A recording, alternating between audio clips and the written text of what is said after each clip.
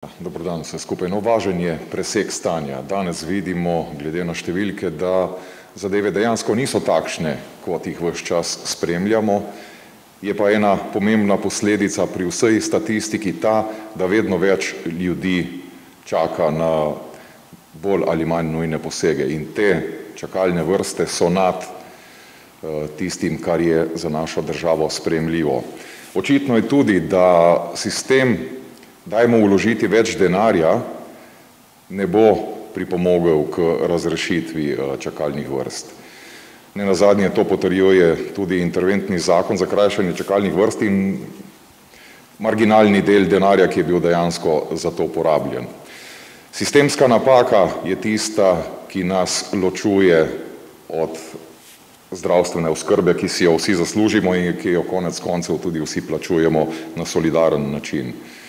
In da bi to lahko storili, je potrebno preseči ne samo politična in ideološka, ampak tudi strokovna prepričanja.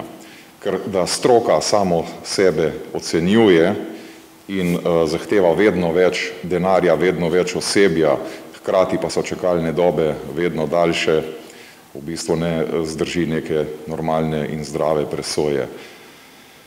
Tako da potrudili se bomo te tematike, ki so za nekatere, verjamem, zelo sporne, odpreti na pristojnem odboru in poiskati rešitve, vsaj začeti govoriti o teh rešitvah. Ker če smo se nekaj naučili v aktualni zdravstveni krizi, je to, da je popolnoma razgalila vse slabosti in tudi vse pozitivne lastnosti našega sistema. Na žalost je tako, da požrtvovalnost nekaterih posameznikov ne bo dovolj, da sistemsko rešimo težavo, ampak da rešujemo pravzaprav samo akutne težave, če gledamo vsakega posameznika posebej.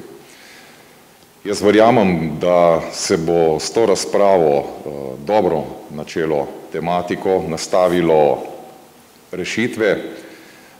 Ena izmed prvih rešitev pa je zagotovo popolna prevetritev sistema prehajanja iz javnega v zasebno, ker smo v LMŠ-ju prepričani, da je v tej tako imenovani enostavnosti tudi bistvo oziroma eno izmed bistev težav v zdravstvu.